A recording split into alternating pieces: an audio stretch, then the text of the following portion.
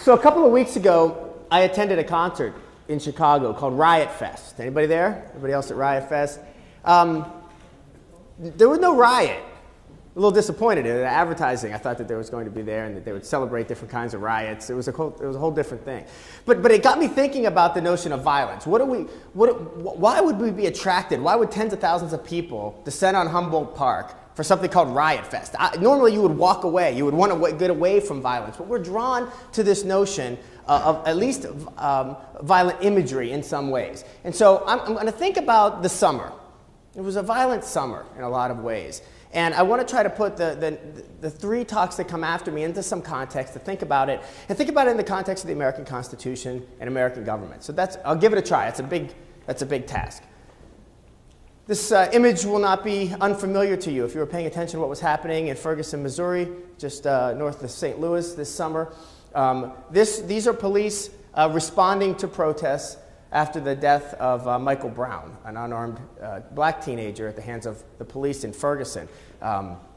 And some protests broke out, some peaceful, some less than peaceful, and the police responded in sometimes a peaceful way and sometimes a less than peaceful way. This show of arms, though, called into question the practice of the Defense Department providing local police with basically war stuff, right? And is that appropriate? Is that the way we want to conduct ourselves in a democracy? And so we'll come back to this notion in a moment.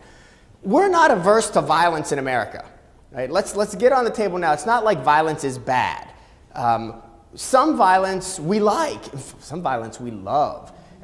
Sports is one way you might think about we are very attracted to and encouraging of violence. Also in our popular culture, movies, stories, and think about why it's okay. Why is it okay that there's violence? Not that it's okay that maybe little kids watch it, but why are we drawn to it? For what purposes? Is it justifiable violence?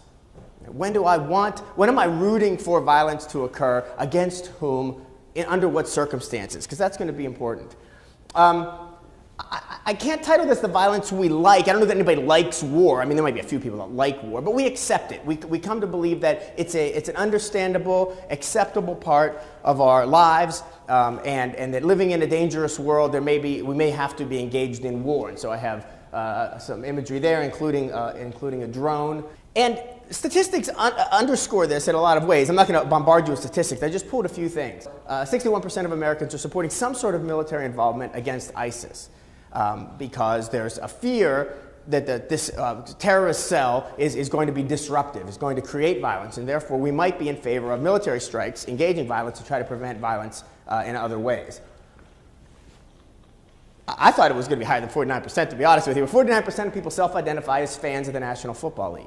And you'll notice because of all the scandals in the last month or so with regard to the NFL, that hasn't changed very much.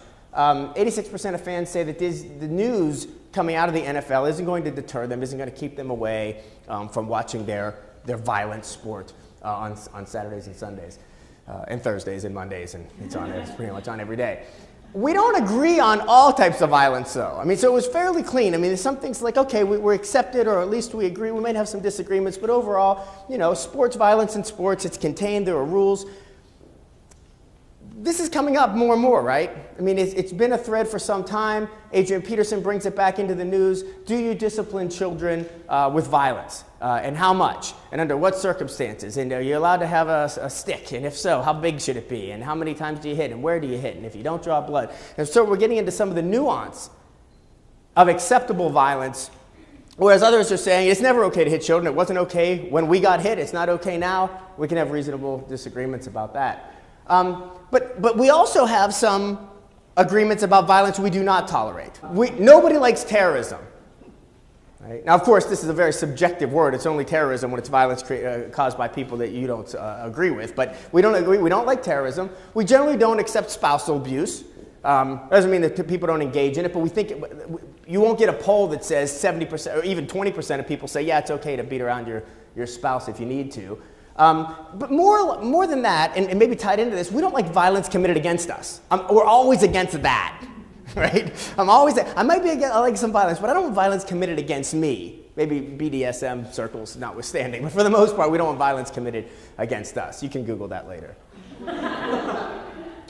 Then the question becomes then the degree to which we identify with a victim of violence, right? And identify that person as a victim in the first place.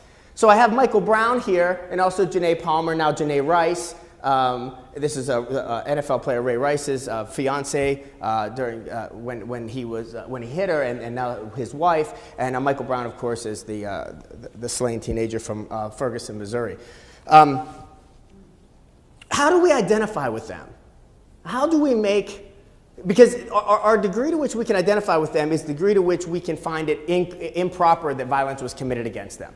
And if we fail to identify with them, then we may rationalize, to some extent, the violence being appropriate. Did she ask for it? Did she do something to provoke it? What did he do? Was he aggressive? Did the officer fear for his life? We start making these questions, and it gets deeper, right? We start to scrutinize victims. The New York Times got in a lot of trouble August 24th when they referred to Michael Brown as no angel. A lot of people said, well, do you have to be an angel? Did he have to be an angel to not deserve to be shot by police when he was unarmed? Right? Is that what we need? We have to have the victims to be completely innocent, have a squeaky clean background, or should we dig through their past and find some reason that they probably deserve this? And why would we do that? We do it because we have to understand and appreciate that our system is just, that it's fair, that of course bad things happen, but when they happen, it's not systemic, it's because of some bad apples. Some bad people do bad things. But as we see more and more, particularly young black men, dying at the hands of police officers, many of whom are unarmed, we start to draw threads and start to question whether something beyond individual action is happening or whether or not there's something systemic. But that only works if we have an ability to identify with the victims. All of that isn't rooted in race necessarily, but some of it certainly is. So we can justify violence when it's against the other, right? We're okay if it's ISIS, right? Kill them all. Just make them stop. The world's a better place if they're not there. Saddam Hussein, not a lot of tears shed in the Western world in particular when Saddam Hussein is killed. Nobody cares if something bad happens to the Cleveland Browns except for Dr. Chad, right? If the Pittsburgh Steelers really get a Cleveland Browns, right? Then that's okay. We have a picture here of when Osama bin Laden was killed. People taking to the streets chanting USA, celebrating the death of someone, celebrating that violence. Justified? Why? Because he was at the hands of violence committed against us. We don't accept that. It can't be committed against us. And so we come back to this image in Ferguson. What's going on in the summertime?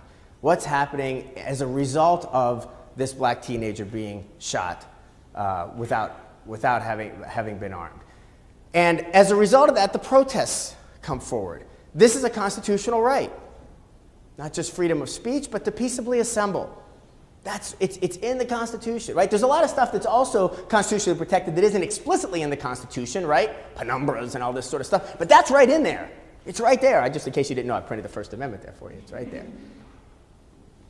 Don't shoot, right? This was the protest in Ferguson. Don't shoot. It's very symbolic, powerful. Lots of people walking the streets, particularly black and brown people, joined by some white folks saying, don't shoot. Don't shoot. And it reminds us when the clash between the police and the protesters of a time that we'd like to think was well in the past during the civil rights movement. Powerful imagery, using dogs against protesters, fire hoses, right, to keep the crowds in order. Again, a racial clash. But when we draw the parallels, it's uncomfortable because we have a black president. We're supposed to be post-racial. How can this possibly be happening now? One of the things we come to learn is that the perceptions of what happened, not just to Michael Brown, but in the aftermath, also have important racial connotations. So I just pulled a few things. This is from a New York Times poll the third week of August of this year. And the overall question is, should local police have these military weapons in vehicles that you saw in this imagery? Assault rifles, tanks, or should these be reserved only for the military and National Guard? 26% of Americans think it's okay that the police have these weapons. But if we drill down a little closer, we can see that twice as many whites than blacks believe that it's okay. Why would that be the case? Where are the chances, right? Because you're probably not going to see those tanks rolling down Ogden Avenue in Naperville, right? I mean, the chances of them being used in heavily black or brown areas are greater, so you might understand why there might be trepidation among communities where they might see them. These two questions, the top question on each is that whether the shooting of Michael Brown was justified or not. 57% of black adults said it was not justified, and almost all the rest said they weren't sure. They wanted to reserve judgment because we still don't know, right? The investigations aren't complete. We haven't had reports yet. Didn't know enough to say. Only a very small percentage saying it was. But if you look at white Americans, still, most people aren't willing to say, yeah, it was absolutely justified. But only 18% immediate reaction was that it wasn't justified. White folks were much more willing to wait to find out what the report said before they made a decision. Furthermore, then they asked about confidence about the investigation. How much confidence in the local authorities that there would be a fair investigation. And again, you can see the discrepancies are tremendous. Only 11%, you could say 35% of black respondents thought that it would be, compared to 62%, again, twice as many white respondents believed that this was going to be fair. This is their experience, is that the justice system is fair. And I think this is my last, so I'm not going to overwhelm you with these kind of data, but what about the protests? Forget about the Michael, what about the protests in response? Again, did the protesters go too far? 43% of black adults said, yeah, the protesters probably went too far. We know that there was breaking into stores, there was looting, there was violent acts that might have been detached in some way, although stemming from the frustration in the community. Whites, 67% say they've gone too far. The second question has to do with the police response, though. Only 27% of white folks thought the police went too far, but double that number, almost double that number of black respondents thought that the police went too far. National Guard troops, again, I think the important thing to look at here is the middle category, which is who's making it worse, right? 38% of black adults said bringing in the National Guard made it worse. Only 17% of whites thought that was the case. Okay, so again, we're trying to situate this all in the idea of what does it mean to live in a representative democracy and have reasonable people struggling over these big questions. Let's not forget that this Constitution is bloodstained. Right? It comes a decade after a bloody revolution, and we celebrate that. Right? 4th of July, we got fireworks and hot dogs and whatever the heck happens on the 4th of July. And Memorial Days, right? We celebrate the battles and the people that have fought. And so it's not violence itself that we abhor. We abhor certain types of violence, and we constantly have to be mindful, and I urge you for the rest of this hour, as the others are speaking, to try to think about who's the victim of violence, who is the aggressor, and with which party do we most closely identify. Thank you.